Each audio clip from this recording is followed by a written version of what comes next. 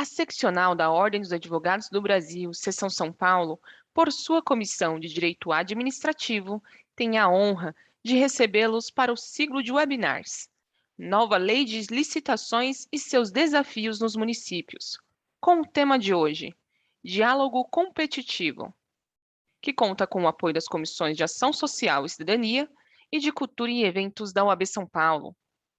Este evento compactua com os Objetivos de Desenvolvimento Sustentável da ONU. Agradecemos e saudamos as autoridades que compõem essa mesa virtual, os participantes e todos aqueles que contribuíram com a campanha do agasalho. Para conduzir a abertura oficial deste evento, anunciamos a doutora Maísa Helena, que é advogada e especialista em Direito Administrativo pela FGV de São Paulo. Doutora, a palavra é sua. Obrigada, Marina. Bom dia a todos, agradeço a todos aqui pela presença. É com grande honra e imenso prazer que eu participo deste webinar em nome da Comissão de Direito Administrativo da OAB São Paulo. Aproveito para já registrar aqui os meus cumprimentos e agradecimentos ao presidente da nossa seccional, Dr. Caio Augusto, e também ao presidente da nossa Comissão Especial de Direito Administrativo, Dr. Ronaldo Andrade. Gostaria de agradecer aos nossos palestrantes, professora Vera, professor Tiago Mahara, doutor Ian, e também cumprimentar e agradecer os coordenadores, professor Guilherme e doutor Ed Carlos, pela condução aqui desse evento.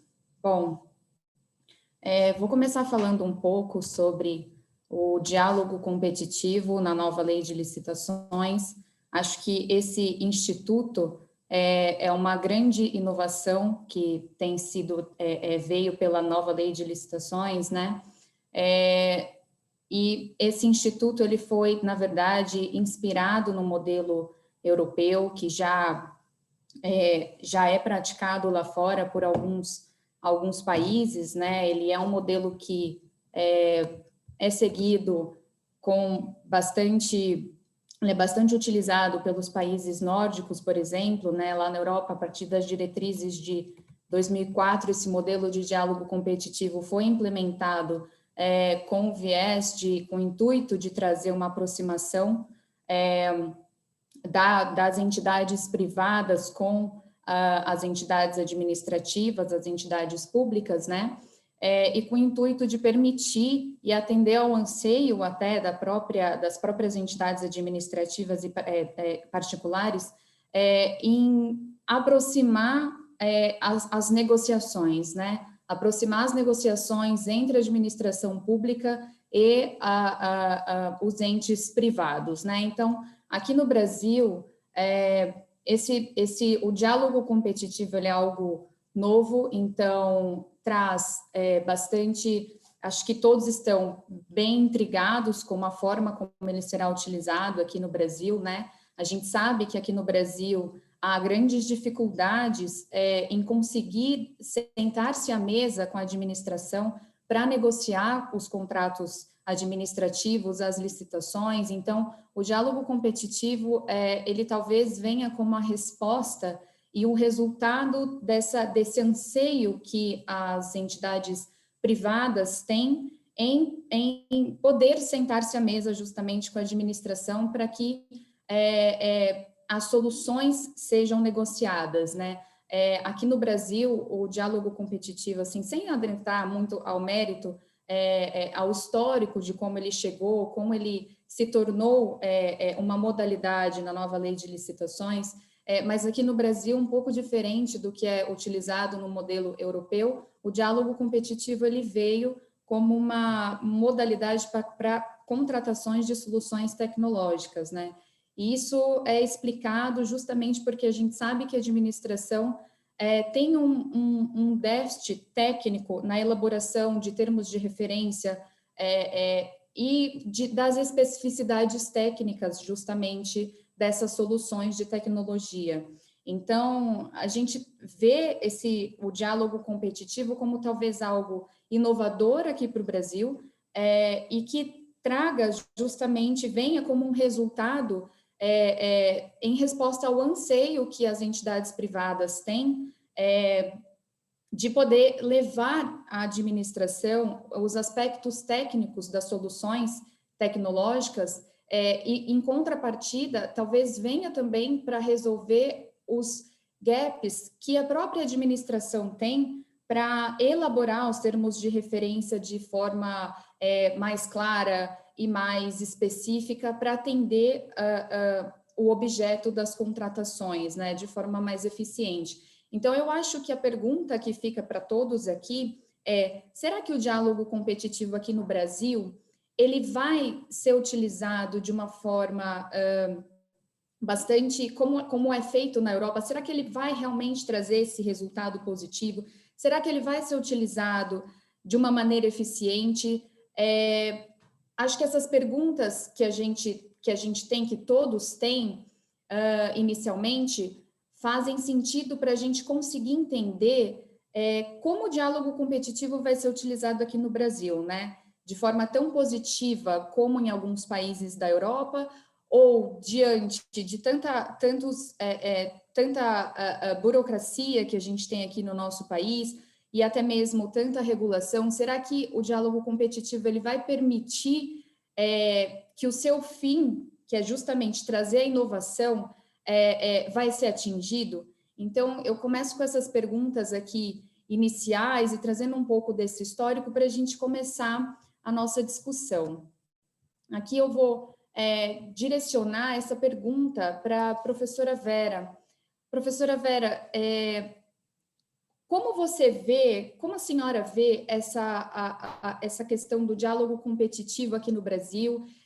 A senhora acredita que ele será algo que vá inovar? O Brasil conseguirá utilizar o diálogo competitivo de uma maneira com bastante sucesso como é adotado na Europa? Oi, Maísa, muito obrigada, bom dia, estou muito feliz de estar aqui com vocês, professor Guilherme, Ed Carlos, meu amigo Ian Rainer, o Thiago Mahara, eu estou muito contente, eu reconheço que vocês estão fazendo um trabalho incrível na Comissão de Direito Administrativo da OAB, eu parabenizo vocês de verdade pela capacidade de vocês levarem conhecimento de qualidade e discussões importantes envolvendo os mais variados temas que eu diria que são na fronteira sobre o direito administrativo. Essa pergunta que você me faz, Maísa, é difícil de ser respondida, porque vai envolver um exercício de futurologia.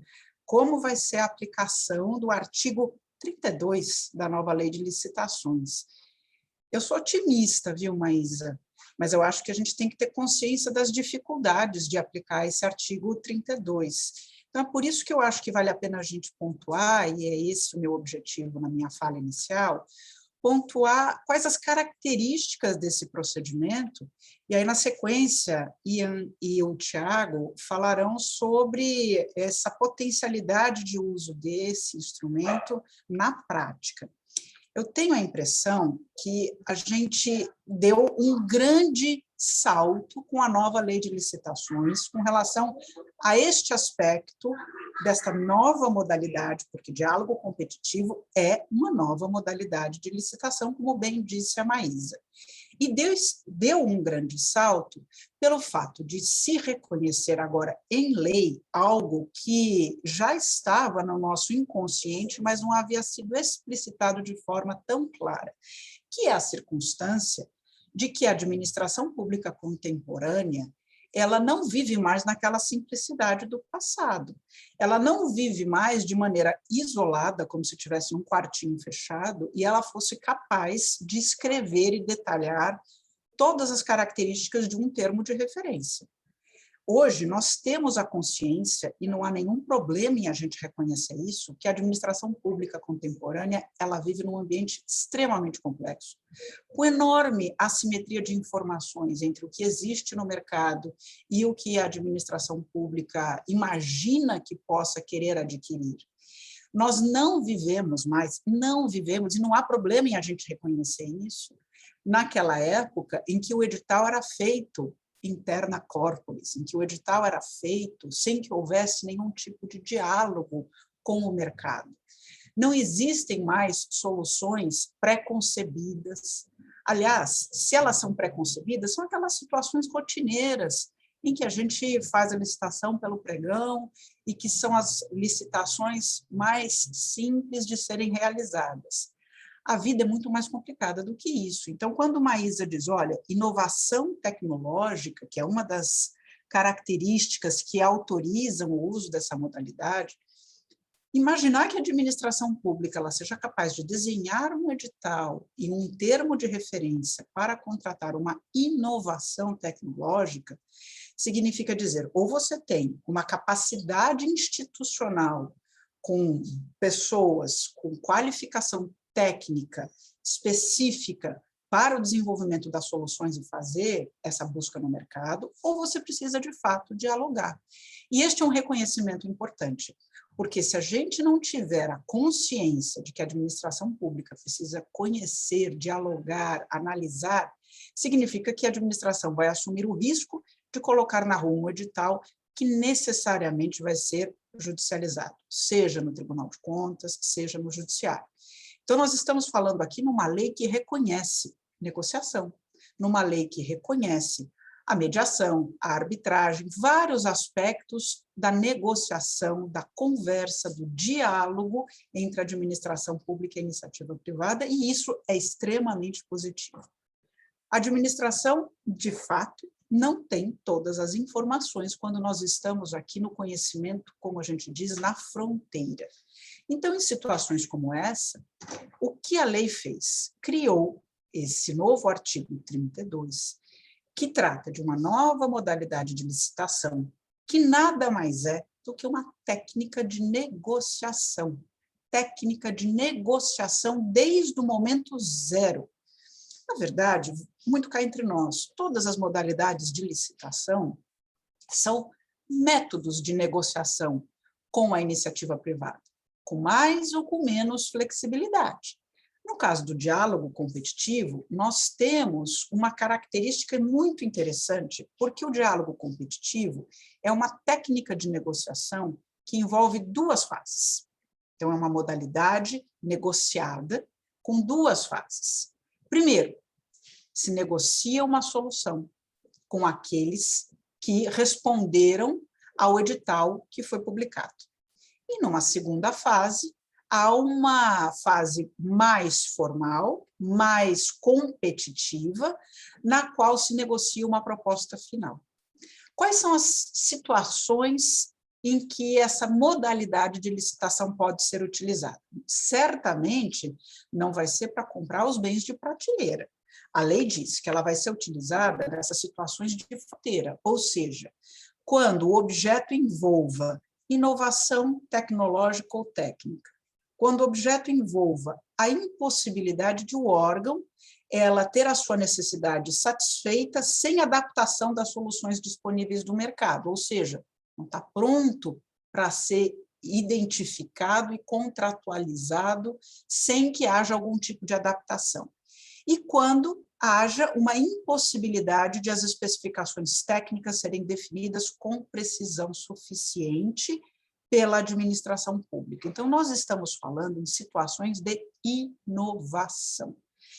Inovação é uma palavra muito aberta, mas para fins do diálogo competitivo, é a inovação em que a administração pública não consegue escrever um termo de referência. E é por isso que eu disse que o diálogo competitivo ele tem esta primeira fase, que é a fase do diálogo. Então, ela lança um edital de diálogo competitivo, estabelece quais são os requisitos objetivos mínimos para admitir interessados que entram no procedimento. Começa uma licitação, o diálogo competitivo é uma licitação. Ela diz, por exemplo, que ela quer fazer um diálogo competitivo para encontrar uma determinada solução tecnológica para viabilizar um problema que ela tenha na administração pública. Exemplo, um desenvolvimento de uma vacina. Tá? Ela diz, todos aqueles que preencherem certos requisitos de habilitação podem participar do procedimento. Passada essa etapa inicial de recebimento dos interessados, a administração pública começa a primeira fase da licitação propriamente dita, depois da fase do edital, na qual ela vai dialogar, a palavra é diálogo mesmo, conversar com todos aqueles que entraram no procedimento, e é uma fase flexível e uma fase confidencial. Nesta etapa, está proibido que a administração faça uma divulgação assimétrica de informações, porque ela vai conversar com cada um dos licitantes que participaram e responderam ao edital, ela vai analisar as propostas iniciais, conversar, dialogar, até encontrar uma solução. Ela não sabe a solução, ela tem um problema, e ela vai conversar com aqueles que preencheram os requisitos iniciais para encontrar a solução. Nesse momento, diz a lei, que as reuniões devem ser gravadas, de modo a se garantir transparência, de modo a se garantir que não haja, como eu disse, uma indevida transposição de informações entre um participante e outro, quer dizer, garantir uma simetria entre todos os participantes, de modo a não se prestigiar um em detrimento de outro.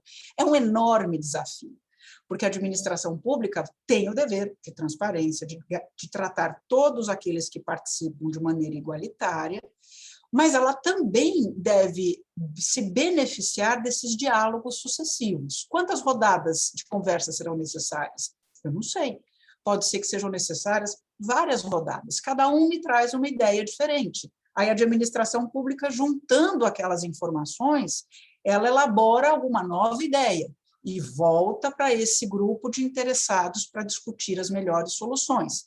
E assim sucessivamente, até o momento em que a administração pública ela identifica, falou, a solução está posta, eu agora imagino que esta solução seja a melhor maneira de enfrentamento do meu problema, e aí ela declara encerrada esta primeira fase de diálogo sucessivo, onde a flexibilidade nessa conversa, e passa para uma segunda etapa, isso tudo está descrito lá no artigo 32, se vocês lerem o artigo 32, vocês vão lembrar de mim. Nesta segunda etapa, ou segunda fase da licitação, é que se dá a fase competitiva propriamente dita. Encerrada a fase de diálogo, vamos à fase competitiva. Nessa fase competitiva, exige a lei maior formalidade e exige a lei que essa fase seja pública, ao contrário da primeira fase, que ela é uma fase que ocorre entre aqueles que acudiram ao edital e a administração pública. Então, a administração, ela declara concluída a fase do diálogo, ela, então, dá publicidade aos diálogos havidos, seja por meio das atas, que colocam a termo as negociações com relação à definição da solução, seja dando divulgação das gravações havidas nas reuniões, e aí ela publica um novo edital com a solução encontrada a partir da conversa havida com os interessados que acudiram ao edital de licitação. E esse edital, ele vai ter, agora sim, um anexo, um termo de referência, onde a solução está descrita.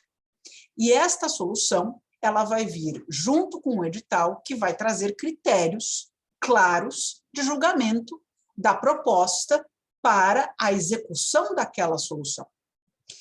Quem participa deste edital? Quem participa deste edital são aqueles licitantes que participaram originalmente e que agora seguem para esta segunda etapa. Isto não significa reabrir o processo para qualquer interessado no mercado.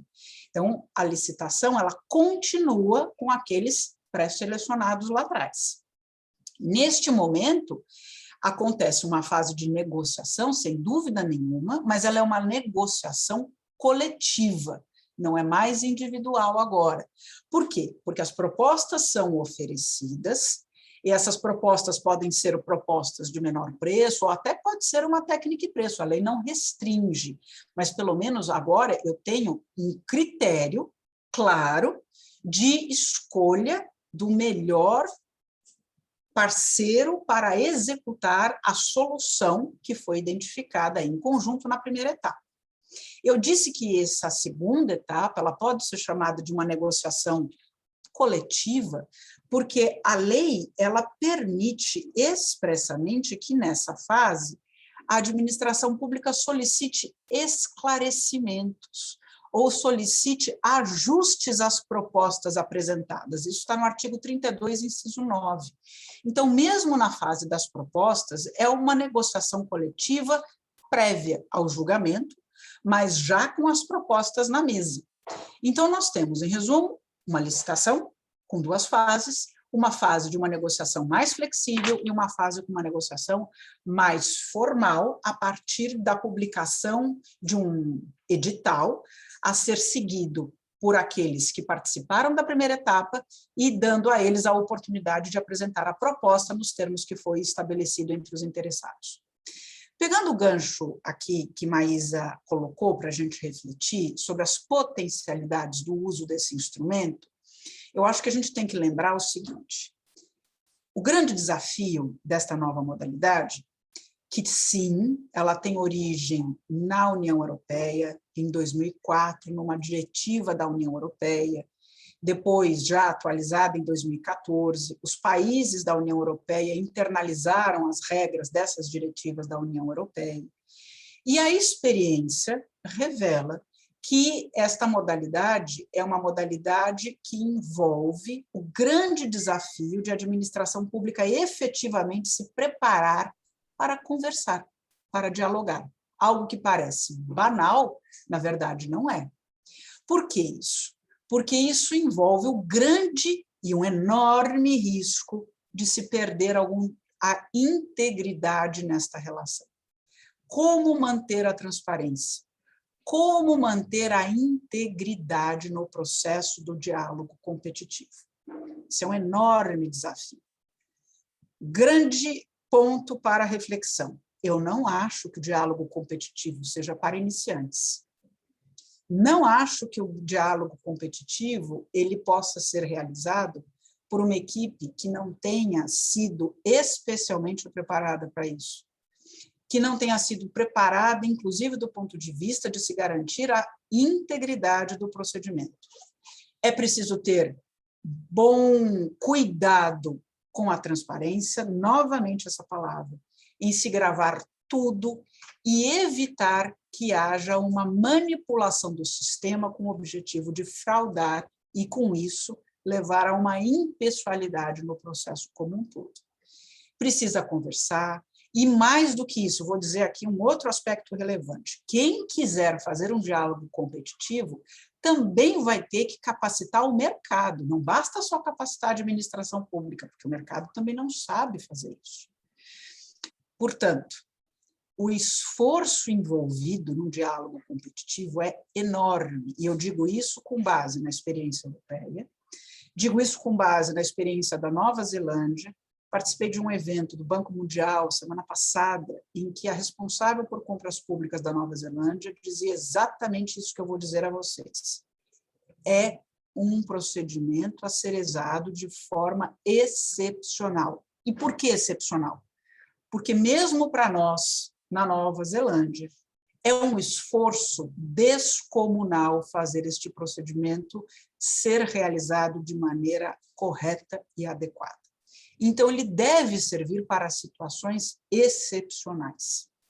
Lembro a vocês que esse procedimento pode demorar 1 ano, pode demorar 2 anos, porque as negociações elas podem demorar. Encontrar uma solução pode não ser banal. A experiência de Portugal, um encontro realizado pela Fundação Arcadas, e que trouxe o professor Pedro Gonçalves, professor português, que escreve sobre contratos públicos, e ele me deu uma informação sobre a qual eu não sabia, mas ele disse que Portugal, até hoje, não fez nenhum diálogo competitivo. E ele disse o seguinte, indo nessa mesma linha do alerta feita pelo governo da Nova Zelândia. É enorme a complexidade aqui. E disse o professor Pedro Gonçalves que ele se lembrava de um único caso em que foi feito o diálogo competitivo na Europa, ele também não tinha muitos casos na sua memória, trouxe o caso de uma contratação feita pela Espanha, ele chamou o caso de caso Valência, na comuna de Valência, que envolvia uma determinada estrada na região que tinha um enorme trecho com problema de neblina, e a administração resolveu lançar um diálogo competitivo para descobrir uma solução que pudesse resolver o problema da neblina e, com isso, diminuir o número de acidentes. E aí o que ele disse foi que as soluções aparecidas foram muito variadas entre si. Havia o sujeito que dizia que era viável colocar certos ventiladores com uma certa tecnologia de modo a dissipar a neblina. Outros diziam, vamos construir um túnel, e assim por diante. Diante dessa dificuldade de fazer uma avaliação com relação a todas as soluções apresentadas, essa discussão sobre a solução se postergou demais. E aí esse diálogo acabou que, no final das contas, ficou muito difícil para definir qual seria um critério objetivo para que, ao final, as partes pudessem oferecer uma proposta propriamente dita, porque a administração pública, ainda que em tese pudesse escolher a melhor solução, ela não se sentiu confortável para fazer isso, porque as soluções eram muito variáveis entre si. Então, este é o meu grande alerta, o alerta segundo o qual a ideia do diálogo competitivo ela é muito positiva, mas ela serve para situações peculiares. Duas observações finais. Uma, diálogo competitivo é um instrumento na legislação que tem essas características negociais. Ele convive com outros tantos instrumentos. Então, é muito necessário que a administração pública tenha em mente que, de repente, diante de um desafio, ela pode lançar mão de outros instrumentos que não necessariamente o diálogo competitivo para encontrar a melhor solução para o caso concreto. Por exemplo, o concurso. O concurso, na nova lei de licitações, ele tem características que podem ajudar e muito a administração pública a ter ideias. E uma vez que ela tiver ideias, ela atribui um prêmio ao contratado, a partir de uma determinada ideia, ela vai, então, buscar uma maneira de executar uma ideia. É uma fase inicial. Ela não precisa lançar a mão do diálogo competitivo de uma vez. A lei pode, a legislação hoje, ela permite que o mercado participe do processo licitatório por etapas. Ou seja, posso fazer um concurso para ter uma ideia, pode haver um procedimento de manifestação de interesse, que nem licitação é outro bicho, é outra coisa.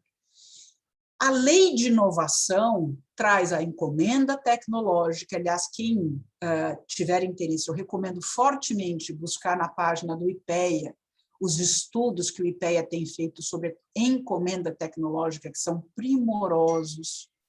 Então, o diálogo competitivo, ele se soma ao concurso, ele se soma à encomenda tecnológica, ele se soma ao procedimento de manifestação de interesse, que não é licitação, mas ele está dentro desse conceito de negociar e dialogar com o mercado. Por quê? Talvez eu dissesse, o diálogo competitivo, dentro destas opções, se eu fizesse uma escala, ele está no risco mais alto de dificuldade, no risco mais alto de perda da integridade e no risco de dar errado. Porque a administração pública talvez ela tenha um grande esforço que pode não dar em nada. Um grande esforço com a enorme dificuldade de desenhar o procedimento, que, olha, o artigo 32 é singelo. Não imaginem que o artigo 32 ele seja suficiente para detalhar todas as dificuldades do andamento do procedimento do diálogo competitivo. A administração tem um enorme dever, se ela quiser fazer um diálogo competitivo, de desenhar esse procedimento. Olha o que eu falei, as questões de integridade para essa negociação. Como é que nós vamos fazer com que a administração negocie e ela desenhe, apresente uma solução final para depois ir para a fase de competição. É um procedimento demorado, com várias fases, com relação ao qual nós não estamos acostumados. Nós estamos acostumados com um edital burocrático, que diga passo a passo e que a gente consiga identificar antecipadamente todas as etapas. Aqui, talvez, a administração ela haja necessidade de lançar editais intermediários, regras intermediárias, para ir balizando cada etapa dessa negociação. É algo a ser construído. É um enorme desafio.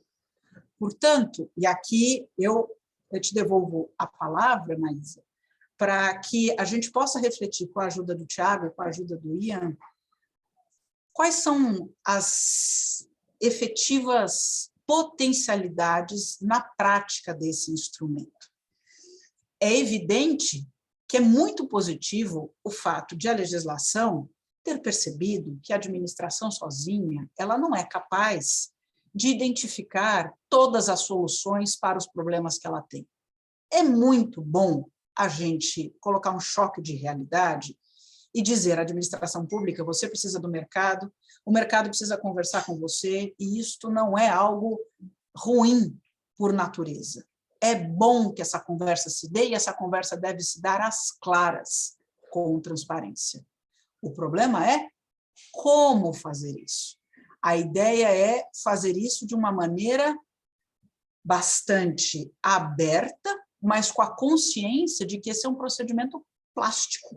Ele não é um procedimento rígido.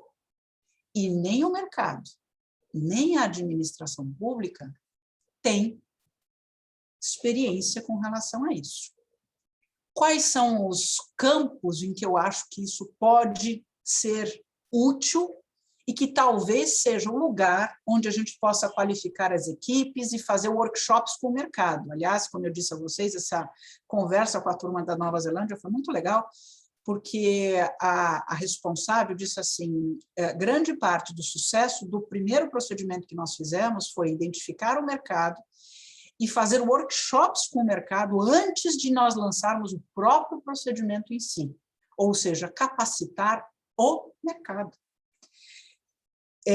A ideia, eu acho que pode ser para sistemas de mobilidade, smart cities é um dos temas hoje na moda, cidades inteligentes, mobilidade elétrica, são nichos que envolvem algum tipo de evolução tecnológica, alguma coisa que esteja em voga, uma solução inovadora, com aspectos de solução. A área da saúde, práticas de gestão de hospitais, é por aí que eu tenho alguma sensibilidade por conta da experiência internacional.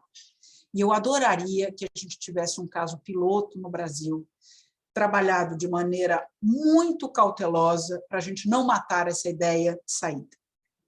Eu adoraria que a gente começasse a construir aqui um histórico de diálogo competitivo positivo e não negativo. Porque se ele não for positivo, a chance da gente matar ele na primeira saída com uma leitura burocrática, uma leitura olhando pelo retrovisor com o nosso histórico de licitações, a gente não vai utilizar na potencialidade que ele nos permite.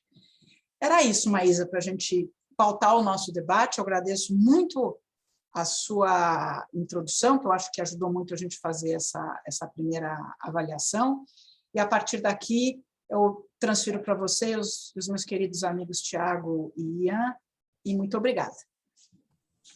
Professora Vera, eu quem lhe agradeço. Há muitos aspectos extremamente relevantes em sua fala com relação à utilização do diálogo competitivo como uma modalidade de licitação aqui pelo Brasil. Acho que é importante que todos saibam, que todos vejam que o diálogo competitivo, como muito bem pontuado pela senhora, ele é sim uma modalidade de licitação, então ele está na fase externa da licitação, diferente de como funciona o procedimento de manifestação de interesse. E eu acredito também que esse procedimento ele só funcionará se de fato a gente tiver bastante transparência, né? Porque se a gente parar para pensar também, O que seria uma inovação tecnológica, né? Esse termo, ele é bastante subjetivo, né? A gente não tem uma definição legal do que seria essa inovação tecnológica a ponto do diálogo competitivo ser utilizado para a contratação dessa inovação, né? A senhora mencionou as Smart Cities, esse é um tema bem legal e que realmente eu também ficaria muito feliz em ver o diálogo competitivo sendo utilizado para esse tipo de construção, né? A gente está em um momento, com a pandemia, a gente está em um momento de uma aceleração, a gente vê uma aceleração muito grande da tecnologia, então a gente vê que o governo também, ele tem orçamentos altíssimos, né? Gastos altíssimos com inovações tecnológicas anualmente. Então, como esse diálogo competitivo ele vai, de alguma forma, ser algo inovador aqui pelo Brasil? Nesse sentido, eu já transmito uma pergunta aqui para o doutor Ian, no seguinte sentido: doutor Ian, o senhor acredita que nós atualmente temos os instrumentos necessários para utilizar o diálogo competitivo de acordo com o fim para o qual ele se destina? Quais são os instrumentos que a administração pública necessita para que a gente consiga utilizar o instrumento de uma forma eficiente? Bom dia a todos. Obrigado pela pergunta, doutora Maísa. Logo de cara, só para não deixar em branco, é uma boa pergunta e talvez a resposta já esteja na própria manifestação da professora Vera.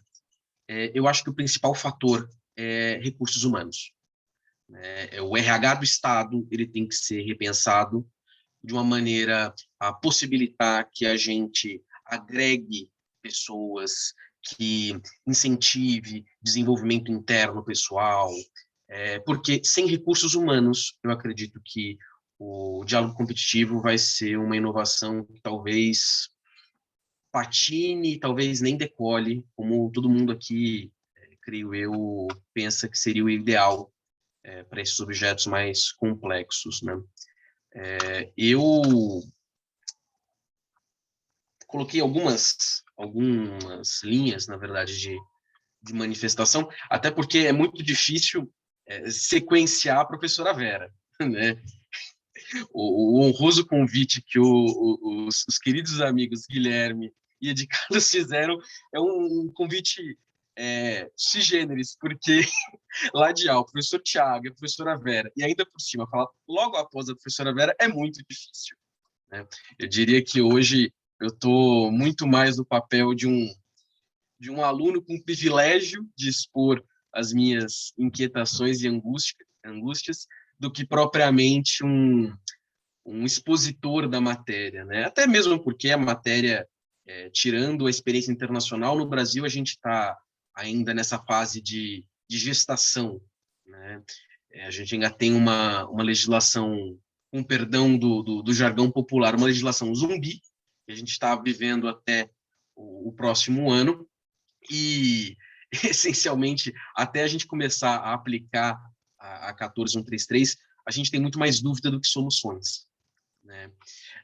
Então, na verdade, o que eu gostaria de trazer para contribuir com esse debate aqui hoje são muito mais as minhas inquietações, as minhas impressões pessoais mesmo sobre a temática, né? Justamente porque o diálogo competitivo, junto com outros elementos que a 14133 trouxe, vem para romper com a nossa cultura tradicional, burocrática, ensimesmada de contratação pública, né? Eu acho que, apesar da 14133 ter mais compilado entendimentos e disposições, principalmente de órgãos de controle, do que provavelmente modernizar a nossa legislação, ela expressamente rompe, ao admitir o diálogo competitivo, ao prever para obras, o PMI, ela traz uma visão de que a negociação público-privada, ou os diálogos público-privados, como o Gustavo Schiffer foi meu contemporâneo na orientação do professor Justino de Oliveira na USP, ele bem coloca na tese de doutorado dele, esses diálogos público-privados, eles são muito, até o presente momento, vistos com maus olhos. Até olhando o chat do webinar, alguém comentou, esses diálogos hoje em dia já existem, só que são muitas vezes enviesados, o que denota bem aquilo que a professora Vera falou da transparência, da necessidade de você ter um instrumento que efetivamente possa ser utilizado de uma maneira transparente, clara, mas que viabilize a participação do particular dentro da criação da utilidade pública.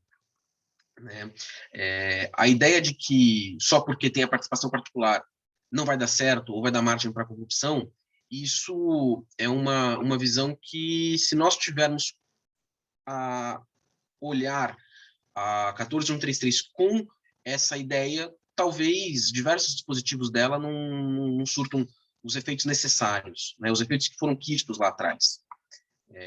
E aí disso, eu acho que tem o nosso principal problema.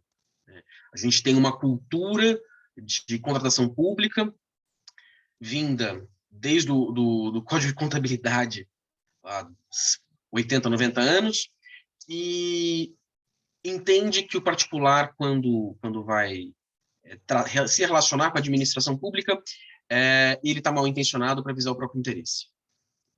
Então, quando a gente começar a operar a nova lei, e aí, novamente, passa pela requalificação do RH, dos recursos humanos da administração pública, nós precisamos ler esses instrumentos com uma mente aberta. A gente não pode olhar a nova lei com os olhos da 8666. Se nós fizermos isso, nós vamos continuar aplicando os mesmos conceitos ultrapassados que não condizem com um instrumento tão inovador como é o diálogo competitivo. Só que também, apesar de ser um instrumento muito, muito moderno, inovador na realidade brasileira, eu acredito que também não seja nem essa panaceia positiva e nem essa panaceia negativa. Justamente porque o diálogo competitivo ele tem diferentes experiências no mundo. Eu acredito que o professor Thiago vai conseguir explanar muito melhor sobre isso, até porque tem artigos publicados sobre as licitações e contratações na União Europeia, mas o exemplo que a professora Vera citou, em Portugal, é o exemplo, acho que, principal da falta de utilidade do diálogo competitivo na Europa, é clássico. Acho que o Instituto de Administração Pública da Europa, em 2010, 2011, se não me engano, soltou um relatório analisando a aplicabilidade do diálogo competitivo, ainda sobre a diretiva de 2004, não a diretiva de 2014, e apontava essa utilização muito parcimoniosa por alguns países, em contraposição à França, contraposição ao Reino Unido, que realmente utilizam bastante. E o que é até engraçado pensar, porque o nosso direito administrativo ele vem muito da lógica, do racional francês. Na França se utiliza muito o diálogo competitivo, talvez até pelas especificidades locais, mas no Brasil, por que nós não poderíamos também utilizar? Mas o direito português, por exemplo, que nós também temos, obviamente, influência, não utilizou quase nada. Como a professora Vera comentou, e a doutora Maísa também introduziu o tema, o diálogo competitivo é uma modalidade de licitação. Ele está conceitualmente definido no artigo 6º, inciso 42, e regulamentado no 32 da lei. Ele surge, na realidade, para solucionar uma série de percalços que a administração pública identificou ao longo da sua trajetória, mas ela não é exclusivamente para obras e serviços. Quando a gente pega o artigo 6º, existe uma possibilidade de aplicação de diálogo competitivo para compras, para aquisição, que justamente pode ser a faca de dois gumes, aquilo que mais atrairá a administração pública municipal, porque, afinal de contas, 90% do que uma administração pública municipal faz é compra, é fornecimento de produtos. E por outro lado, por ser um instrumento super complexo, ele pode acarretar uma série de problemas. Eu tenho muito receio, na linha do que a professora Vera comentou, de, eventualmente, ser aberto o primeiro diálogo competitivo por municípios, porque nós tivemos, acredito que recentemente teve um caso para o serviço de cooperagem do Ministério da Economia, e que muita gente saiu vociferando contra o procedimento, justamente porque como que o serviço de cooperagem poderia ser algo complexo o suficiente para ensejar um diálogo competitivo.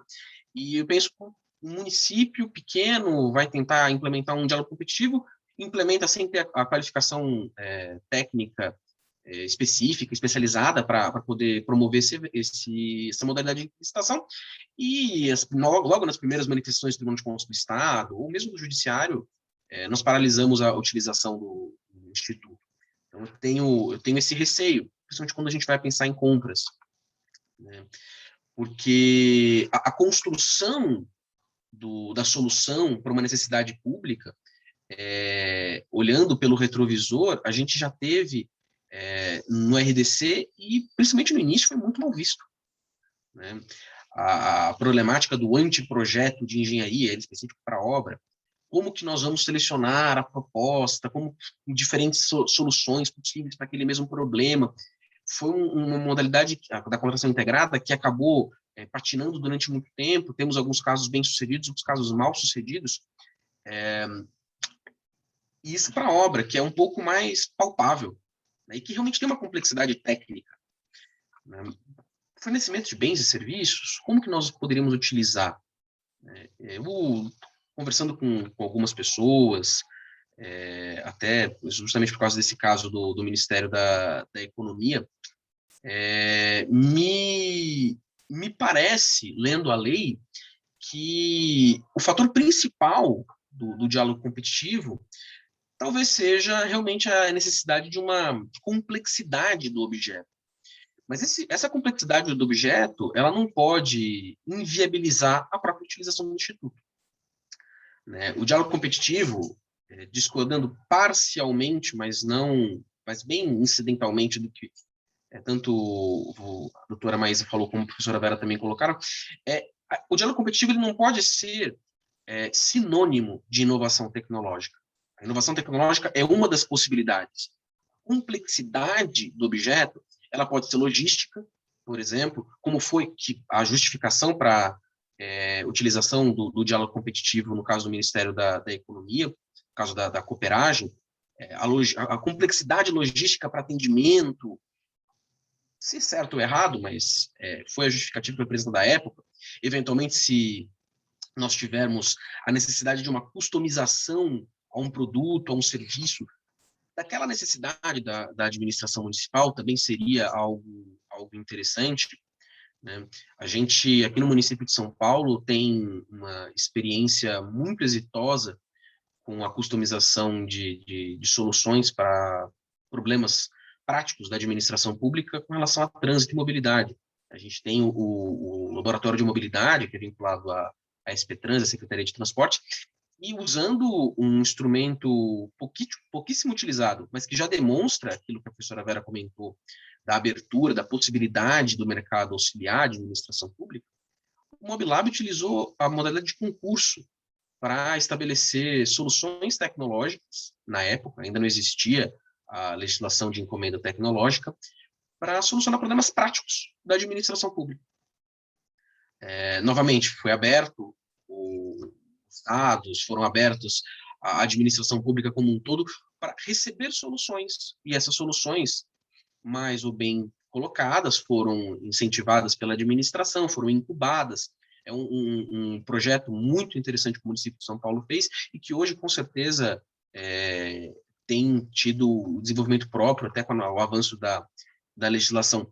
Mas, quando a gente pensa nessa questão de complexidade, fazendo a comparação do direito brasileiro para o direito europeu, onde surge, o diálogo competitivo, ele possibilidades amplas. Ele vai para grandes obras, ele vai para situações de inovação em educação, em saúde, como a professora Vera comentou, mas também vai para serviços terceirizados. Então, essa dinamicidade da complexidade do objeto, eu acho que a gente tem que ter isso em mente, porque as soluções para problemas que a administração pública não tem condições de aferir previamente, são as possibilidades do inciso 2 do artigo 32, também são viáveis. Não pode ficar focado só em inovação tecnológica, principalmente focado quando a gente pensa em município. Hoje, a gente vive um boom dos projetos, das necessidades de concessões, por exemplo, com smart cities, com iluminação pública, e os municípios ainda patinam muito até com a própria viabilidade do PMI. Hoje, a experiência do PMI, ela é uma experiência positiva, porém nós temos inúmeros projetos que morrem no curso da participação. Eu acredito que percentual, não sei agora de cabeça, mas nós temos uma participação uma contratação de PMIs muito baixa, e justamente por um fator que eu reputo que o diálogo competitivo também vai ter. Ao abrir para o mercado, nós temos inúmeras possibilidades. Como que uma administração pública ela vai saber aferir tecnicamente qual a melhor solução para aquele caso concreto? Até numa rodada passada, aqui dos webinars promovidos pela OAB, a doutora Gabriela Engler comentou exatamente disso, sobre, por exemplo, a iluminação pública, a PMI da iluminação pública do município de São Paulo. 34 projetos foram apresentados. Eu participei da PMI dos serviços crematoriais e cemiteriais. Na época foram apresentados poucos projetos, comparados com 34, foram acho que 5 ou 6 projetos, mas o edital que resultou de todos esses projetos, depois de 2 anos de maturação interna, o projeto saiu um Frankenstein.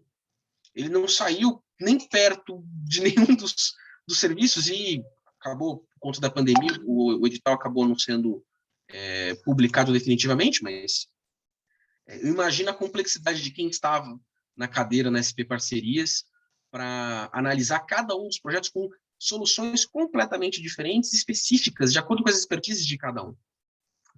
Então, eu penso que nós vamos ter muitas dificuldades na implementação do diálogo competitivo e muito mais nos municípios. Já ficou batido até o argumento de que a 14133 é uma lei pensada para o nacional e não para os municípios. Apesar dela ser uma lei nacional, ela é muito mais federal, dispositivos de qualificação técnica federal do recursos humanos, e que os municípios vão ter muita dificuldade. Mas eu acho que o principal empecilho, até um aspecto preliminar, é a própria cultura brasileira. Eu acho que a cultura da iniciativa privada, a cultura da organização pública também vai ser muito complicada de ser adaptada a essa necessidade de dinamicidade.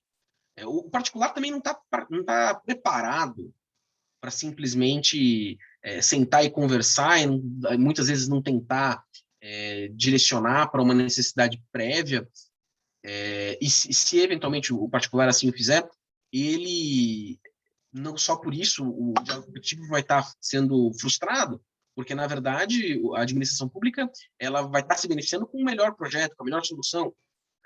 Existe um interesse legítimo muito mais no diálogo competitivo do que provavelmente no PMI, de você apresentar a solução, participar da modalidade competitiva posteriormente e, eventualmente, ganhar essa licitação. Até mesmo porque, diferentemente do PMI, no diálogo competitivo, pelo menos a legislação não prevê a remuneração para quem desenvolver a contratação. Então, nós temos esse problema que tem que ser pensado. Na Europa, por exemplo, você tem a remuneração. No Brasil, a gente não previu isso. Se equivocadamente, se eventualmente por outras razões, a gente precisa repensar como fazer. Como uma forma de incentivo, né, doutor Ian? Exato, exatamente. Até porque vai existir uma competição entre as duas modalidades, principalmente quando o diálogo competitivo é inserido também na lei de concessões. Então, você vai ter o PMI com sua regulamentação própria, você vai ter agora o diálogo competitivo. Qual um incentivo que o privado vai ter para participar de um diálogo, que não vai ser remunerado se ele vier a perder no final, mas em compensação para a administração pública, porque eu vou ter que fazer um PMI com 2 editais complexos, se eventualmente posso fazer uma pré-qualificação, a gente poderia chamar assim, dentro do diálogo competitivo, em que só aqueles que têm capacidade técnica para apresentar a solução vão poder participar da contratação. Exatamente. Eu vejo que, nesse caso, as entidades privadas, né, elas terão que doar ali o seu tempo, que pode se prolongar por, como a professora Vera bem disse, 1 ano, 2 anos em uma negociação, não só o seu tempo, mas o seu custo também, no diálogo, né, até se chegar a um consenso de uma solução junto com a administração. Então, isso com certeza é um aspecto que deve sim ser ponderado, e eu acredito também que um ponto muito importante da sua fala é o seguinte: ambas entidades públicas e privadas precisam mudar os seus mindsets com relação à Lei 8666, né?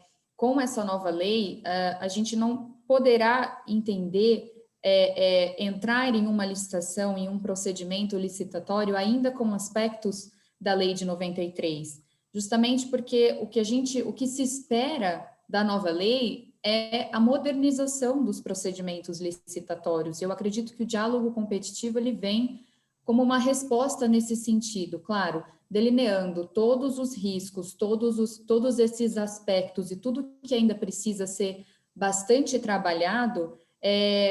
Eu espero que essa modalidade ela não fique estacionada apenas na lei, como a gente vê no exemplo de Portugal. Me recordo de uma aula que participei, em que, eu não me lembro muito bem o recorte de tempo, mas desde que essa modalidade foi implementada na legislação portuguesa, ela foi utilizada pouquíssimas vezes. Então, a gente vê que, de fato, esse modelo lá fora, ele ficou estacionado. Por que ele ficou estacionado, né? Nos estudos lá da União Europeia sobre isso, a gente vê que a preocupação é exatamente por conta da burocracia na utilização desse instrumento, né? E é justamente o que a gente precisa pensar aqui no Brasil. Será que esse instrumento ele vai também conferir certa autonomia para as entidades administrativas para que elas consigam trabalhar de uma forma mais com mais autonomia mesmo, né? Então, a gente tem diversos órgãos de fiscalização, a gente tem também legislações, regulações, a gente tem os tribunais de contas. Então, aqui eu também faço esse exercício de pensar, um município, ele terá muitas dificuldades, a gente já vê municípios pequenos, por exemplo, se a gente comparar um município como a cidade de São Paulo, com um município, né, com um município pequeno, com uma população muito menor, como o diálogo competitivo poderá ser utilizado para esse município, por esse município para uma inovação tecnológica, né? Fica muito essa dúvida. E a impressão que se tem é que, de fato, os órgãos da administração federal e estadual poderão fazer mais uso desse instrumento do que um município, por exemplo, justamente por conta das dificuldades e de toda a estrutura que eu imagino que será necessária para que esse instrumento ele seja utilizado. Mas aqui, voltando nessa questão da autonomia e dos órgãos de fiscalização, professor Tiago, eu gostaria de ouvir um pouco sobre o que o senhor pensa com relação a isso. O senhor acha que as entidades administrativas elas terão autonomia suficiente face à fiscalização, aos órgãos de fiscalização que existem no Brasil, para utilizar esse instrumento de uma forma que atenda à sua finalidade?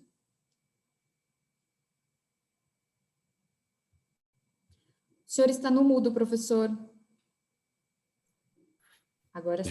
Veja a pessoa que quer comentar o diálogo competitivo e não consegue ligar o microfone, né? Mas obrigado, então, pelo convite da OAB, da Comissão de Direito Administrativo. Eu gostaria de cumprimentar aqui a Maísa, agradecer pela indagação, já vou tratar desse assunto, também cumprimentar o Ed Carlos e o Guilherme Urksites, que são aí muito ativos na OAB, agradecer pelo convite, cumprimentar o Ronaldo, da Comissão de Direito Administrativo, a querida amiga brilhante, professora Vera Monteiro. Eu concordo com o Ian plenamente, é muito difícil falar depois da Vera, viu? A gente está numa situação aqui complicada, a Vera é sempre muito clara e uma grande especialista nesses temas de inovação, licitações e contratos administrativos.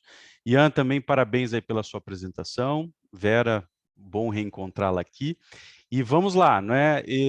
Primeiro vou responder a isso que a Maísa perguntou. Eu acho que os municípios estão numa situação de muito despreparo e há uma assimetria gigantesca nessas relações. Eu me refiro aqui a duas relações principais, Maísa. Primeiro, há uma assimetria entre a capacidade institucional dos municípios em relação aos órgãos de controle. Quer dizer, nós temos hoje, dentro dos órgãos de controle, servidores muito mais bem preparados para desenvolver e executar políticas públicas que no próprio executivo. É uma coisa muito maluca, né? E até mesmo em termos de escolas de gestão, eu não entendo isso no Brasil. Hoje a gente vê mais escola de gestão dentro de Tribunal de Contas do que na própria administração pública. Então, há uma assimetria aí enorme dos municípios em relação a quem controla. Então, quem controla está numa posição relativamente confortável, né? Ganha muito melhor do que no executivo, tem muito mais capacitação e fica lá na posição de controlador. Eu não estou dizendo que o controle seja irrelevante, pelo contrário. Aliás, eu acho que eu sou um dos poucos juristas que acha que falta controle, não é? Eu acho que o que não pode acontecer é o controle ser mal feito, mal realizado, mas eu acho que ainda a administração erra muito e nós temos pouco controle perto do tanto que a administração pública erra. E eu falo isso porque eu sou administrador público desde que eu me formei na São Francisco, já me formei, assumi ali um cargo na diretoria há muito tempo, e via aí, Brasil afora, já também no contato com os municípios, que o nível que nós temos na administração pública hoje está muito abaixo do nível que nós temos no âmbito do controle. Agora, o que eu acredito é que não adianta só fazer um controle repressivo, o controle precisaria pensar mais em informar e em capacitar. E nesse ponto, a nova lei de licitações é positiva, porque ela diz isso explicitamente, os órgãos de controle precisam se preocupar em capacitar, em prevenir. E isso se faz com curso, com treinamento, isso se faz com termos de ajustamento de gestão, isso se faz de uma série de maneiras, né? E eu diria, Maísa, que há uma outra assimetria, que a Vera apontou bem aqui, dos órgãos contratantes dentro do executivo e o mercado. Então, eu vejo que nós temos que trabalhar duas assimetrias. A assimetria dos órgãos contratantes em relação ao controle e a assimetria dos órgãos contratantes em relação ao mercado. Quer dizer, para dialogar com efetividade, eu tenho que ter um mínimo de conhecimento e informação sobre aquilo que eu estou discutindo. Se eu não tenho um mínimo de informação, um mínimo de assessoramento, eu vou ser engolido pelas empresas que participam do diálogo. Então, eu vejo aí também, concordo plenamente com a professora Vera, aliás, eu concordo com tudo que a Vera disse, não é? Nós temos que trabalhar essas assimetrias. Nós temos hoje um executivo no Brasil muito desvalorizado. Eu sempre pergunto isso para os meus alunos em sala de aula. Quem aqui quer ser membro do Poder Executivo? Ninguém. Ou, no máximo, eles falam executivo assim, como Ministério Público, né? Quando não entendem o Ministério Público como um quarto poder, aí eles se referem ao executivo para dizer que querem ser parte do Ministério Público. Mas, fora isso, ninguém quer ser parte do executivo. Então, quer dizer, nós precisamos trabalhar como administrativistas para resgatar a qualidade e a dignidade do Poder Executivo, né? E resolver essas distorções do executivo em relação ao mercado e do executivo em relação aos órgãos de controle, tá? Mas, então, eu não sei se eu respondi a sua pergunta, mas eu acho que os municípios, principalmente, vão sofrer muito, porque a gente tem hoje no Brasil 5.570 municípios, grande parte desses municípios sobrevive com repasses do orçamento da União dos Estados, ou seja, não são municípios autossuficientes, Não são municípios que têm procuradorias estruturadas, não são municípios que utilizam amplamente concurso público, não são municípios que têm centrais de compras, e não são municípios que contam com professores ou professoras brilhantes de direito administrativo para estar ali. Eu vejo muito professor falando, não, porque a análise econômica do contrato e porque a gente precisa mudar essa mentalidade. Eu falei, peraí, vamos lembrar que não são os professores de direito administrativo que estão ali sentados no órgão de compras. Do que a gente está falando? A gente está exigindo um grau de reflexão e sofisticação que é impossível na prática, até mesmo pela carreira que é prevista no âmbito dos municípios, pela remuneração que se dá aos membros do executivo. Então, mas eu acho que os municípios vão sofrer. E o que eu tenho visto na prática, mas aqui respondendo de improviso a sua pergunta, mas eu já fiquei empolgado com a sua pergunta, é que tem órgão de controle, inclusive em casos concretos que eu já vivenciei, questionando a tecnologia do contrato de concessão que o poder concedente escolheu. Falou, não, eu acho que essa tecnologia aqui de tratamento de resíduo que o poder concedente escolheu não é boa, eu quero outra tecnologia de tratamento de resíduos. E não só isso, pelo fato de o município não ter escolhido a tecnologia desejada, colocar todo mundo numa ação de improbidade e condenar. Então, quer dizer, a gente precisa resolver essas relações, né? Relações intraestatais e relações do Estado com o mercado, tá bom? Mas, enfim, eu vou falar um pouquinho aqui sobre o diálogo também, eu acho que eu vou repetir muito o que a Vera e o Ian já falaram, né? Eu acho que nós temos pontos positivos e desafios. O ponto positivo é quebrar o tabu do diálogo. Ninguém faz um bom contrato sem conversar. Isso é básico no direito privado. Se eu vou a uma loja comprar uma impressora, eu pergunto para o vendedor quais são as características dessa impressora, por que ela é melhor que outra. Quando eu compro um veículo, a mesma coisa. E, lógico, absorvo aquelas informações, filtro, que tem o discurso comercial do vendedor, mas eu aprendo na relação negocial. Isso no direito privado é básico. Não é? E eu fico muito feliz de ver no Brasil que nós estamos aos poucos absorvendo essa lógica de que o diálogo é positivo para o Estado. E estamos inserindo no nosso ordenamento jurídico alguns instrumentos. E eu diria que a nova lei de licitações não é a primeira a fazer isso. Nós já tínhamos, a Vera mencionou aqui, por exemplo, encomenda tecnológica, outras coisas que permitem ou envolvem algum tipo de diálogo. E isso vem muito por influência do direito estrangeiro e também do direito internacional, não é? Porque a OMC, quando renovou o GPA, né, o Acordo de Contratações Públicas, previu lá no seu artigo 12 a negociação, os mecanismos de diálogo, não com esse nome diálogo competitivo, mas valorizou essa estratégia dialógica na contratação pública. E depois os europeus, né, também os americanos já faziam isso, mas os europeus fortaleceram muito essas modalidades dialógicas no seu ordenamento comunitário, principalmente na Diretiva 24 de 2014.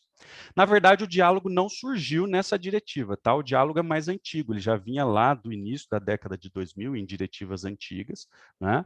Mas os europeus focaram muito nisso e, inclusive, sistematizaram essas modalidades licitatórias baseadas no diálogo em vários artigos. Então, o diálogo competitivo não é a única modalidade. Vejam, a diretiva fala lá no artigo 29 do procedimento competitivo com negociação. Essa é a primeira modalidade que envolve diálogo. Depois vem no artigo 30 o diálogo competitivo. E depois vem no artigo 31 da diretiva a parceria de inovação. Então, o legislador europeu colocou o diálogo competitivo e uma série de outras modalidades licitatórias envolvendo diálogo, envolvendo essa cultura de conversa, de troca de informações, né? E seguiu, portanto, a lógica do GPA. Agora, no Brasil, infelizmente, aí eu acho que a lei falhou, Maísa, porque, infelizmente, essa lei poderia ter avançado mais na sistematização do ordenamento. E eu acho que ela não avançou. Ela deu um passo importante ao consolidar aquilo que estava espalhado pela Lei do Pregão e pelo RDC, mas ela deixou muita coisa de fora. Ela deixou aqueles instrumentos inclusivos todos lá do Estatuto da Microempresa, que até hoje ninguém sabe como aplicar na prática direito.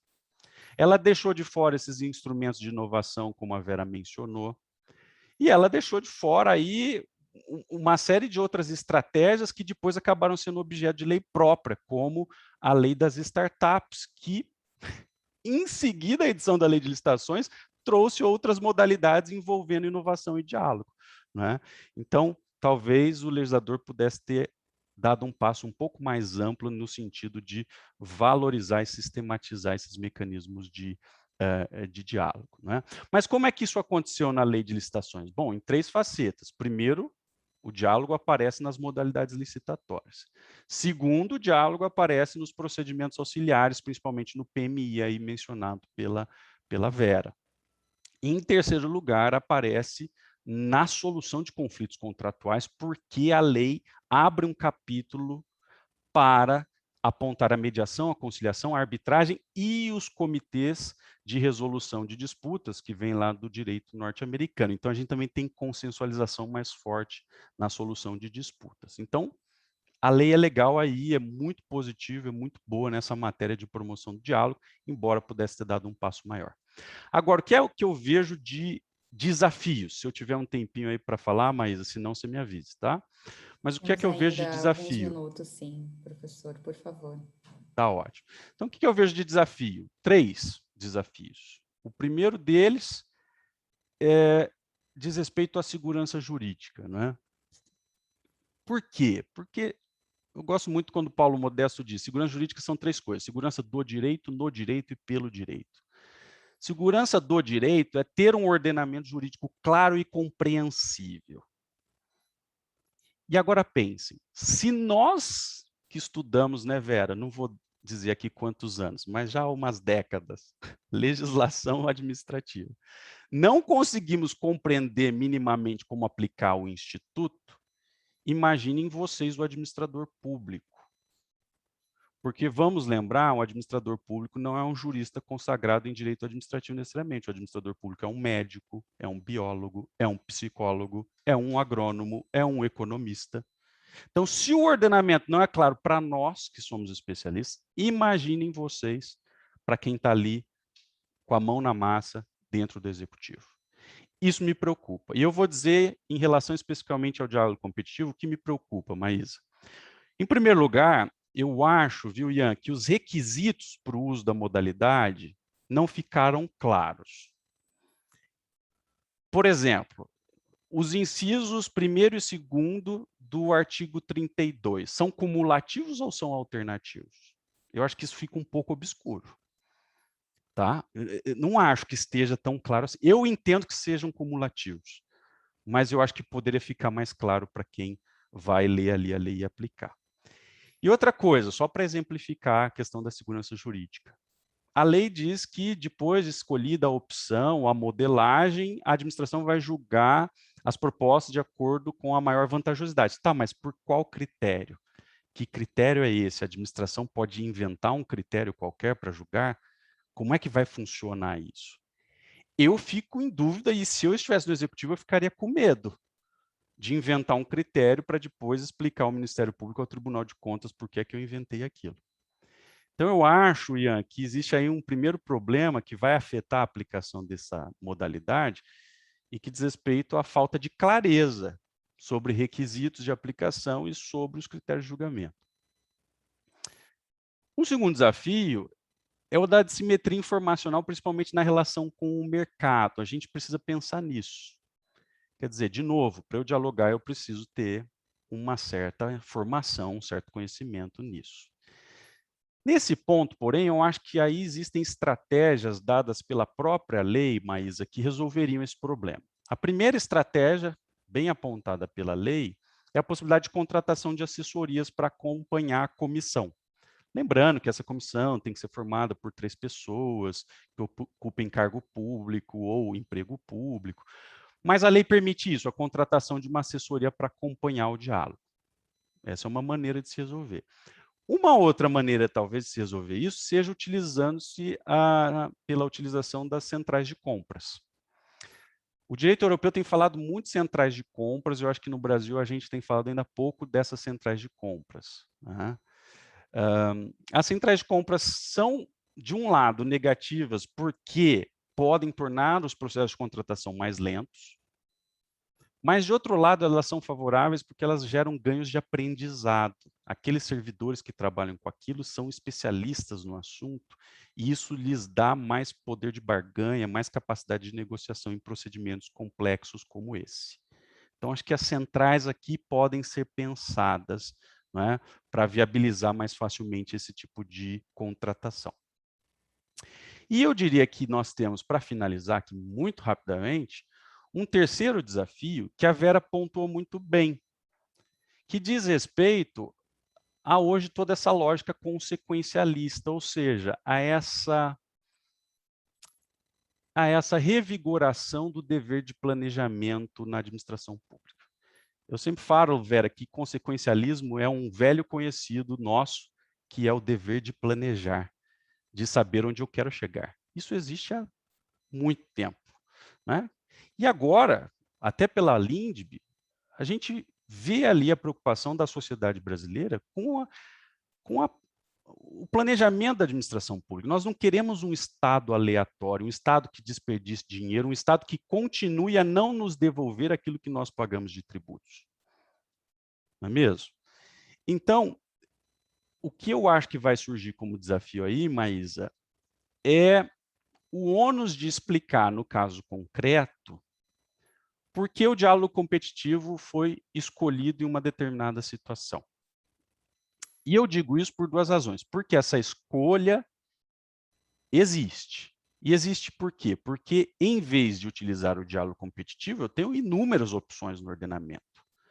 Eu tenho o PMI, que agora aparece explicitamente na Lei 14.133, antes não aparecia, ficava lá embutido, implícito na legislação de concessões. Então, PMI agora é explícito para a contratação em geral, né? Temos o concurso, como a Vera bem mencionou, e aí uma modificação no critério da melhor técnica, não é, Vera? Porque antes, melhor técnica era, na verdade, uma farsa. Porque, no fundo, a melhor técnica era julgada pelo preço mais baixo. E agora, não, melhor técnica é melhor técnica de verdade. Então, temos o concurso como uma boa opção, bem apontada pela Vera. Em terceiro lugar, temos uma série de modalidades de dispensa de licitação para inovações. A Vera se referiu aqui à encomenda tecnológica, que está lá na Lei de Concessões, que foi indicada aí na renovação da legislação. E eu adicionaria isso que a Vera mencionou, por exemplo, as PDPs, que são as parcerias para desenvolvimento produtivo, que o SUS tem utilizado muito para desenvolvimento de medicamentos, para transferência de tecnologia, e que está embutida na nova lei, Maísa, e que também precisa ser avaliado no momento em si da decisão pela escolha ou não do diálogo, não é? Com certeza, professor. Temos ainda, além disso, a lei complementar das startups, que traz a possibilidade de agora a administração pública testar inovações desenvolvidas por essas pequenas empresas, e temos também, quando nós falamos de diálogo competitivo nas concessões, a alternativa da concorrência. Então, para finalizar, o terceiro desafio que eu vejo é como a administração pública vai justificar essa opção pelo diálogo competitivo. Não basta para o administrador público ler os requisitos do artigo 32 e aplicar o diálogo. O ônus de motivação é muito mais rígido e amplo que esse. Ele vai ter que explicar não só que o diálogo é aplicável ao caso concreto, mas ele vai ter que explicar, até numa lógica da Lindb, pensando-se no futuro, nos resultados, por que ele usa o diálogo e não usa outras formas de contratação que estão previstas no ordenamento jurídico.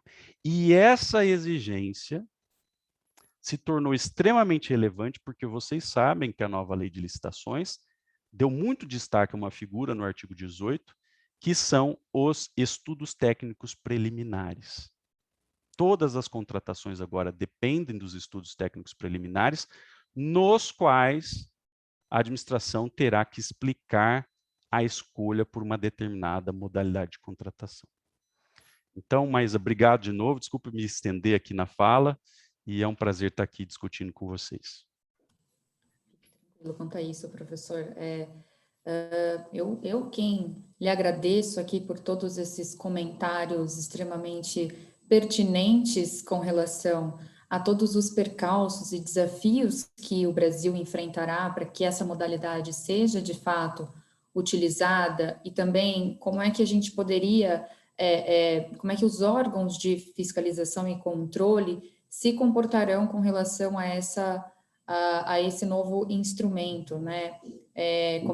Como é que eles exercerão as suas funções características com relação à utilização desse instrumento, que vejo aqui pela nossa conversa com o doutor Ian e professora Vera também, que há há um caminho muito longo para a gente percorrer para que esse instituto seja utilizado de uma forma eficiente e de uma forma a manter também o princípio da isonomia, a transparência. Eu acho que, em resumo, o que eu poderia dizer aqui sobre a utilização desse instrumento é exatamente isso, né? A gente tem que passar por todos esses desafios para que o Brasil utilize esse instrumento de uma forma adequada e que ele traga o que é esperado dele, né? Que é exatamente a inovação tecnológica, né? É óbvio que, como o senhor bem colocou, não podemos dizer que é o diálogo competitivo que fomentará a inovação, ela vem até de outras legislações, mas o que a gente gostaria de ver é a utilização desse instrumento para impulsionar a inovação tecnológica aqui no Brasil. Eu vou passar a fala agora ao professor Guilherme, para que ele também teça aqui os seus comentários acerca do diálogo competitivo. Professor Guilherme, por favor, fique à vontade agora. Bom dia, Maísa. Obrigado. Bom dia, professor Thiago Marrara, professora Vera Monteiro, professor Ian Rainer e o doutor Ed Carlos Alves Lima, todos que nos acompanham aqui deste lado da sala, e cumprimento também a nossa audiência, os advogados, servidoras e servidores públicos que nos acompanham nessa manhã.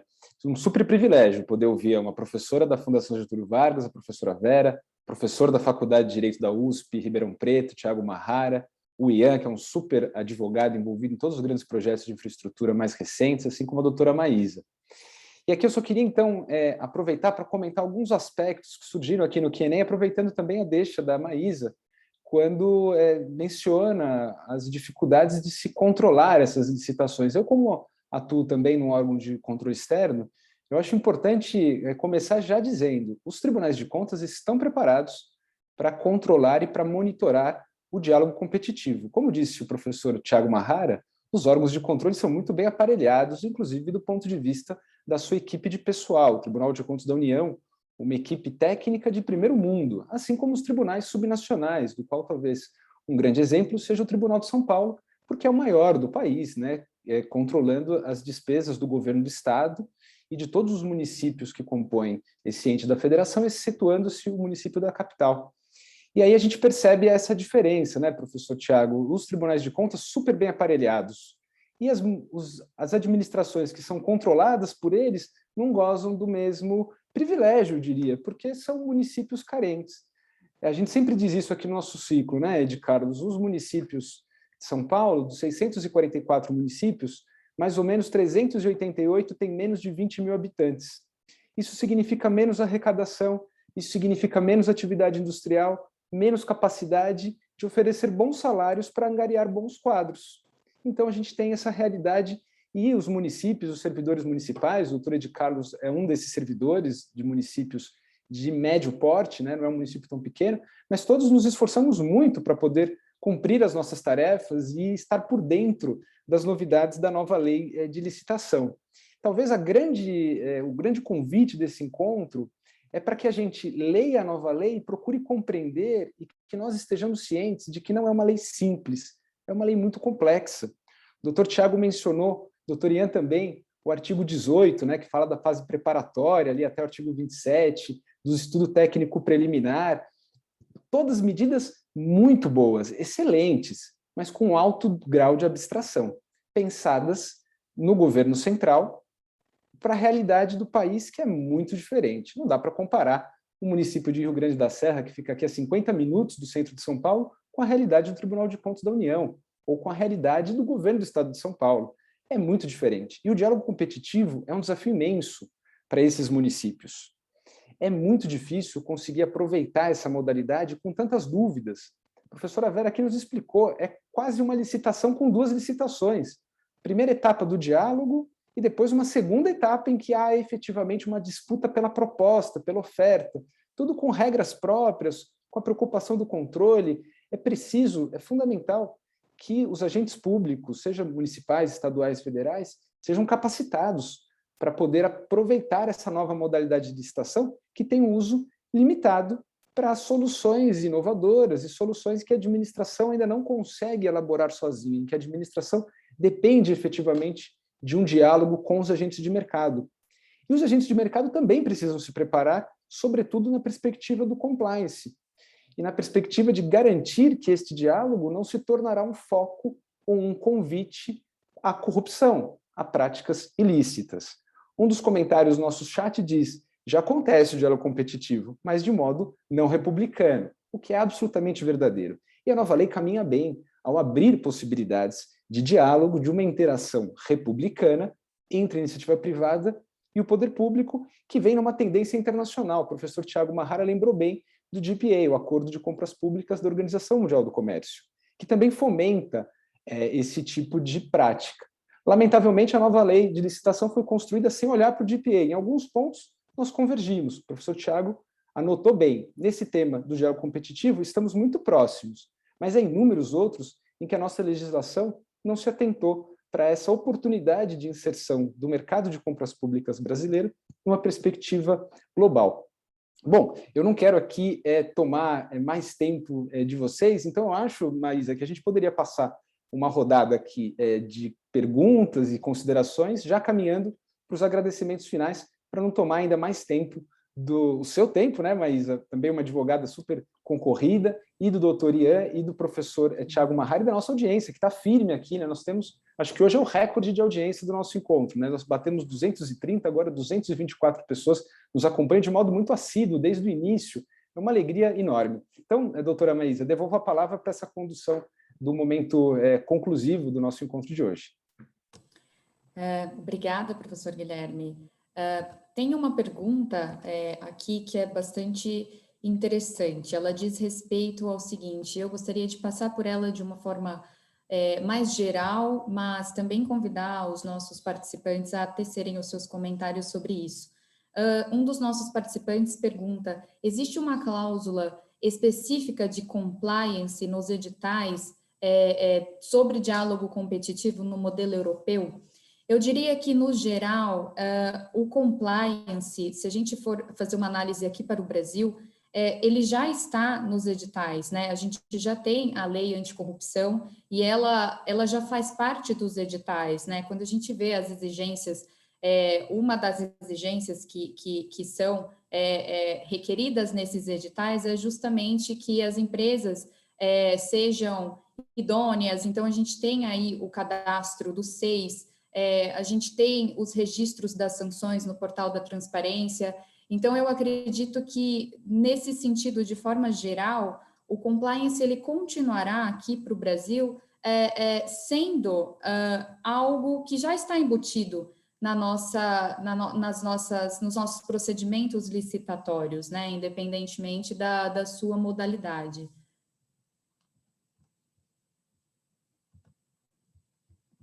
Uma outra pergunta, por favor, professor. Não, eu acho que esse tema da experiência europeia, eu fiquei curioso para ouvir o professor Thiago Marrara, que é um grande conhecedor, sobretudo da realidade alemã. E não sei se o professor Thiago tem alguma consideração sobre esse aspecto do compliance, não só no diálogo competitivo, professor, mas também na experiência europeia, já que a nova lei exige compliance nos contratos firmados a partir de 200 milhões de reais, então essa é uma informação importante, pessoal.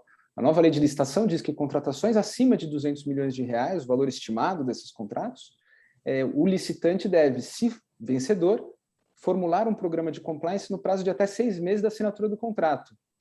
E como é que é na experiência europeia, professor Thiago Marrara, esse assunto do compliance? Tem alguma pílula de informação que o senhor possa nos dar hoje? Guilherme, obrigado, querido. Eu geralmente não gosto muito de me manifestar sobre compliance, porque acho que a minha opinião é um pouco polêmica, né? Mas vamos lá. Os europeus, eles dividem muito claramente o que é requisito de habilitação e o que não é. E requisito de habilitação para os europeus é exatamente aquilo que é essencial para a execução do contrato. Então, a capacidade econômica, habilitação jurídica, etc. Questões como compliance, entre outras coisas, não surgem no âmbito dos requisitos de habilitação, mas podem surgir, Guilherme, numa terceira etapa que existe no direito europeu e que não é muito clara na nossa legislação, que se chama de exclusão de licitantes. Então, quer dizer, no direito europeu, o licitante pode ser inabilitado, pode ser desclassificado e pode ser excluído. E a nossa legislação não faz isso, ela não diz claramente das hipóteses de exclusão. Ela tem artigos esparsos que fala de proibições de participar na licitação, mas não fala exatamente de maneira sistemática disso. E aí, Guilherme, o que acontece é o seguinte, existem técnicas de exclusão obrigatória ou exclusão facultativa e mesmo sem condenação transitada em julgado contra o licitante. Então, o administrador público tem um poder bastante grande de excluir, por exemplo, se tem evidências de que ele participe em corrupção, participe em tráfico de pessoas, participe de terrorismo, entre outras práticas que são abominadas no continente europeu. Então, a questão da corrupção fica muito mais centrada nesse aspecto da exclusão e não tanto na habilitação. E eu acho que o legislador brasileiro andou bem a não colocar o compliance como requisito. A gente sabe que algumas legislações estaduais, né, ou municipais, até mesmo no Rio de Janeiro a gente viu isso, de se exigir programa de compliance para participar de licitação. Eu acho que acertamos em não exigir isso. Por quê, gente? Porque uma coisa é a realidade de uma grande empresa, dessas mega empresas, grandes empreiteiras nacionais. Outra coisa é a realidade de 99% do empresariado brasileiro que não é grande empresa, que é microempresa ou empreendedor de pequeno porte. E aí, Guilherme, eu fiz essa pergunta uma vez no STJ, num evento organizado pelo ministro Cueva e pela Ana Frazão, que foi o seguinte, quem é que vai pagar o compliance das microempresas? Porque aí a lei de licitações, para mim, tem um erro essencial, que é dizer o seguinte, a administração precisa contratar pelo preço de mercado. Mas que mercado? Porque o preço do mercado privado jamais poderia ser idêntico ao preço do mercado público. Porque num contrato público eu tenho riscos e um regime jurídico e um custo de participação no processo de contratação que muitas vezes não vai surgir para o dono da papelaria no momento que ele vende papel para um cidadão que bate ali a porta. Então, como é que a lei de licitações pode dizer que o preço de mercado é o preço do mercado privado? Isso é um absurdo completo. Então, eu acho, Guilherme, que se o legislador tivesse inserido o compliance aí como obrigatório, considerando a realidade do nosso empresariado, que não é de mega empresas, grandes empresas são 1% do empresariado. Tá? Então, é isso que a gente precisa fazer aqui, que o Ian falou, o Ed Carlos falou, o próprio Guilherme falou. A gente não pode raciocinar pela exceção. A realidade brasileira municipal não é a realidade de Rio e São Paulo. Rio e São Paulo é exceção. A realidade da grande empresa não é a realidade brasileira, é a realidade de uma exceção empresarial. Então, eu acho que aí foi bem o legislador de não exigir compliance no Brasil, na Europa, que eu saiba, também não exigem, e se restringiu isso às grandes contratações, em que também o compliance não é requisito para a contratação. Na verdade, se dá à empresa contratada um prazo para ela instituir o programa de integridade, que eu achei bem legal essa solução. Tá? E eu sou um pouco cético, Guilherme, por isso que eu não gosto muito de me manifestar sobre isso, porque eu sou super fã e adoro o tema da corrupção, e eu acho que esse é um dos grandes problemas do Brasil. Né? Mas também hoje existe um discurso de compliance que é um pouco despregado da realidade. Por quê? Porque de nada adianta a gente forçar um compliance obrigatório, por exemplo, para microempresas, se de novo nós não retornarmos e resolvermos o problema da administração pública. Nós precisamos começar a falar, antes de tudo, de compliance e integridade dentro da administração pública. Porque enquanto nós tivermos gestores públicos dispostos a participar de corrupção, vai haver um agente econômico disposto a isso. Então, eu acho que no nosso momento histórico, a gente focou muito no compliance das grandes empresas, esquecemos das micro, e esquecemos de terceiro setor, que também é contratado pelo Estado. Quem é que vai pagar a compliance do terceiro setor? Eu vou poder tirar recursos num contrato de gestão ou num de termo de parceria, recurso que vem do Estado, para investir diretamente no programa de integridade? Os tribunais de contas vão aceitar isso? Né? Então, eu acho que a gente precisa falar também do compliance para a administração pública. Portanto, eu acho que acertou o legislador, não era o momento mesmo de exigir compliance. E não acho que os estados e municípios devam fazer isso, porque se eles fizerem, eles vão sacrificar a competitividade, porque eles vão afastar das licitações os pequenos. Mas, enfim, eu falei que a minha opinião era meio polêmica, né? Então... Só para complementar o que o professor Thiago falou, eu acho que eu vou até além, dentro da lógica do que a gente está falando aqui de negociação, de consensualidade, de conversa, de diálogo com a administração pública. Obrigatoriedade ou não de compliance, mas qual compliance? Né? O professor Thiago falou, 1% da empresariado brasileiro é grande empresa. Agora, a gente tem que lembrar que, por exemplo, uma das principais empresas que se envolveram em corrupção nos últimos anos tinha um compliance renomado, premiado internacionalmente. E mesmo assim não foi detectado ou foi mitigado o modo como foi tratada a gestão com a coisa pública. Então, se a gente colocasse a obrigatoriedade de compliance para todo mundo contratar com a administração pública, a gente excluiria grande parte do empresariado brasileiro, e mais do que isso, o próprio empresariado brasileiro não vai saber qual o compliance que a administração pública quer. Eu, particularmente, defendo que a gente deveria ter standards conversados, né, na linha do que o direito francês faz. Eu apresento um programa de integridade, a administração pública avalia, olha, isso aqui você precisa melhorar, isso aqui não dá certo, e a gente faz uma tratativa dialógica, né, na linha do que a gente está até falando agora, um diálogo, uma negociação, para saber o que é o compliance que a administração pública entende como necessário e o que o administrado pode apresentar dentro da sua própria realidade. Não pode exigir um compliance completamente complexo para uma PME. Eu acho que vai bem a legislação em não estabelecer obrigatoriedade, mas, por exemplo, no município de São Paulo, antes disso, o edital da SP Trans também colocava essa lógica de, em determinado prazo de tempo, estabelecer um compliance para as contratadas, para as empresas de ônibus. A grande dúvida que paira no setor foi, de novo, o que nós vamos fazer, qual o custo disso, nós não sabemos, é uma novidade. Eu vou precificar esse compliance dentro da minha proposta. Quem vai pagar? Eu acho que vai na linha do que o professor Thiago comentou. Só para complementar, Ian, talvez a minha crença, viu, Guilherme, hoje, Maísa, é de que a melhor pressão para uma integridade empresarial seja a competição. Talvez a gente, não sei, pode ser que seja mais efetivo estimular a competitividade do que exatamente criar mais exigências, porque criar exigências vai significar mais custos, menos participação em licitações e menos controle social pelos próprios agentes econômicos contra si mesmos, né? Mas, enfim, dá um bom debate. Eu concordo bastante, professor Thiago e doutor Ian, nesse sentido. E aí, a gente, puxando um gancho aqui da fala do doutor Ian, a gente cria umas certas interseções, né? Os municípios, por si, já têm dificuldades com relação aos procedimentos licitatórios, com as especificações técnicas necessárias, muitas vezes com a falta de recursos para que esses procedimentos licitatórios saiam como eles devem sair, para que eles atinjam os fins necessários, e aí a gente faz uma interseção dessas dificuldades já existentes e da imposição, por exemplo, de se analisar um programa de compliance de uma empresa privada. Se a gente colocar mais essa exigência e mais essa dificuldade para os municípios, aí realmente a gente vai ter, o negócio não vai sair, né? A gente vai ter ainda mais problemas do que soluções.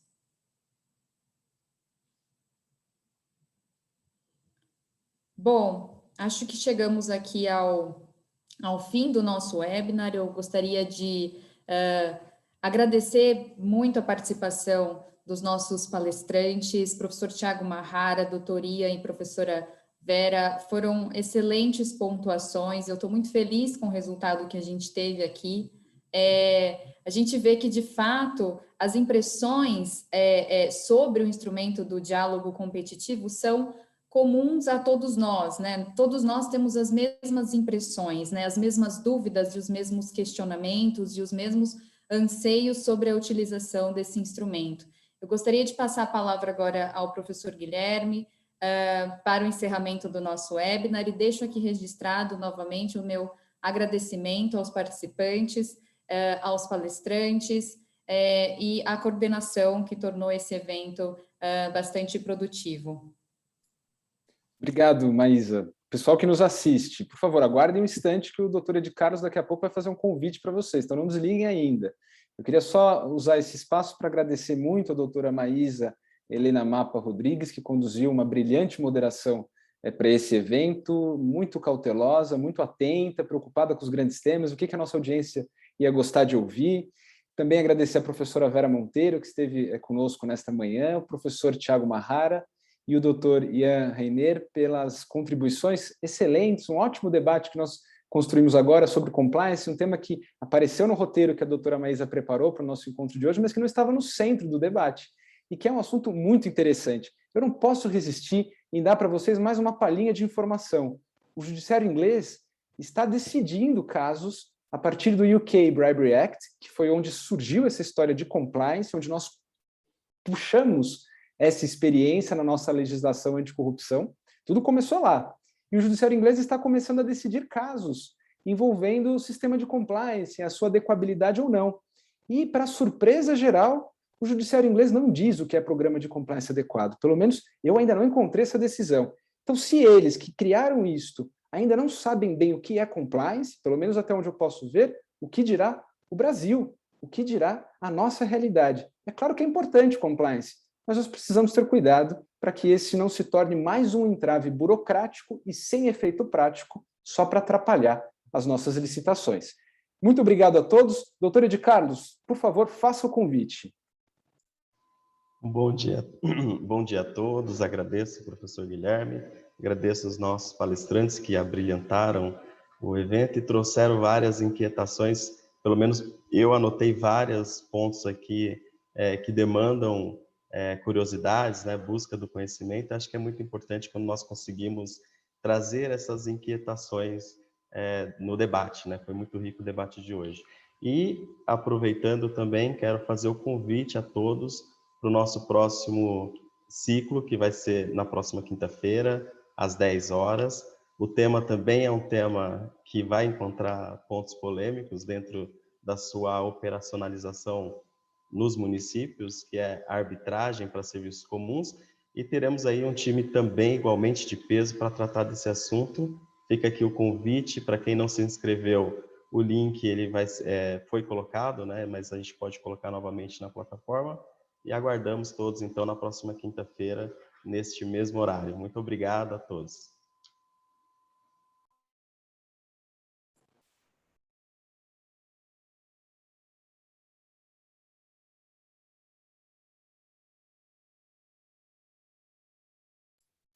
Está encerrado o evento, não é?